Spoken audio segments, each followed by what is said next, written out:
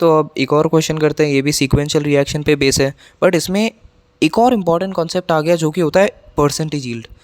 आजकल आप देख रहे होगे यार, बहुत सारे क्वेश्चन आते हैं जिसमें परसेंटेज यील्ड दे दिया जाता है, लाइक मोल्स दे दिए कि ये ना ए कंपाउंड में इतने मोल्स है, फिर लास्ट में ना जब रिएक्शन खत्म हो जाती है तब पूछते हैं कि बताओ अब इस कंपाउंड में कितने मोल्स है।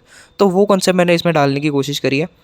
तो स्टार्ट करते हैं। सबसे पहले हमारे पास कैल्शियम ऑक्साइड दे रखा है। अब हम इसमें कोक पाउडर मतलब कार्बन कार्बन को हमने इसमें डाला है। तो कार्बन क्या करता है, कैल्शियम ऑक्साइड के साथ रिएक्ट करके कार्बाइड बना देता है जो कि होता है CaC2। ये कैल्शियम कार्बाइड होता है। अब इसमें दे रखा है हमारे पास 15 मोल्स है। अब है ना इसमें 60% यील्ड दे रखी है। अब यील्ड के क्वेश्चन करते कैसे, तो मैं बता देता हूँ। 60% यील्ड मतलब जो 15 मोल्स है ना, इसके 16% यील्ड, मतलब जैसे अगर 16% यील्ड नहीं होता, लाइक 100% यील्ड होता, तो 15 मोल्स इसके हैं तो कन्वर्ट होके 15 मोल्स बी के भी बनते हैं। बट सिंस 60% दे रखा है तो बी के कितने मोल्स बनेंगे, इस 60% टाइम्स 15, मतलब 15 मोल है उसका 16% बी के मोल बन जाएंगे।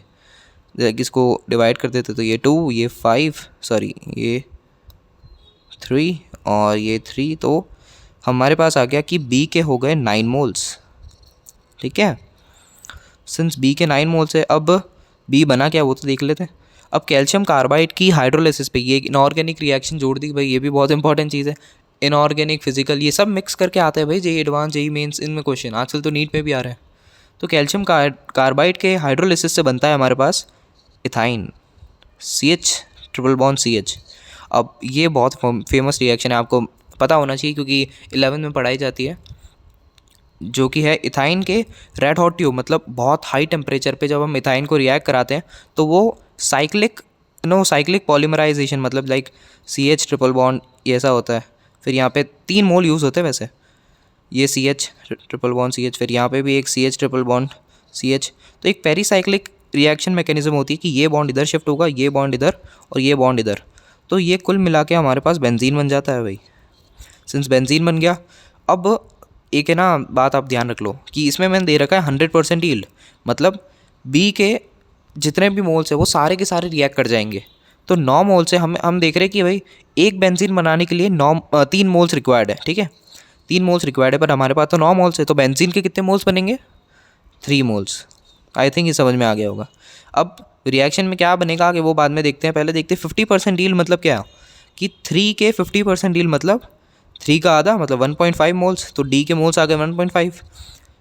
ठीक है, यहाँ मैं ये जैसे ये क्वेश्चन पूछ रखा है कि find the number of moles of D, तो इसका आंसर हो गया 1.5 मोल्स।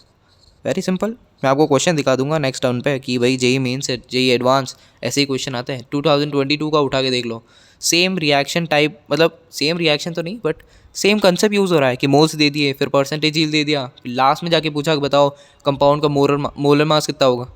तो वैसी कोई चीज़ें पूछ लेते, कुछ ज़्यादा हार्ड नहीं होता। तो अब डी देख लेते, लाइक ये तो सिंपल इलेक्ट्रोफिलिक सब्स्टिट्यूशन रिएक्शन है। HNO3 H2SO4, तो यहाँ पे बेंजीन के ऊपर NO2 लग जाएगा, NO2। अब FeHCl मतलब रिडक्शन रिएक्शन, तो NO2 से कन्वर्ट हो जाएगा NH2 में, ये हमारे पास बन गया एनिलीन। HNO2 ये डाइजोटाइजेशन लास्ट क्लास में भी हमने देखा था। ये रिएक्शन मैंने फिर से क्यों ली, क्योंकि ये बहुत इंपॉर्टेंट रिएक्शन है।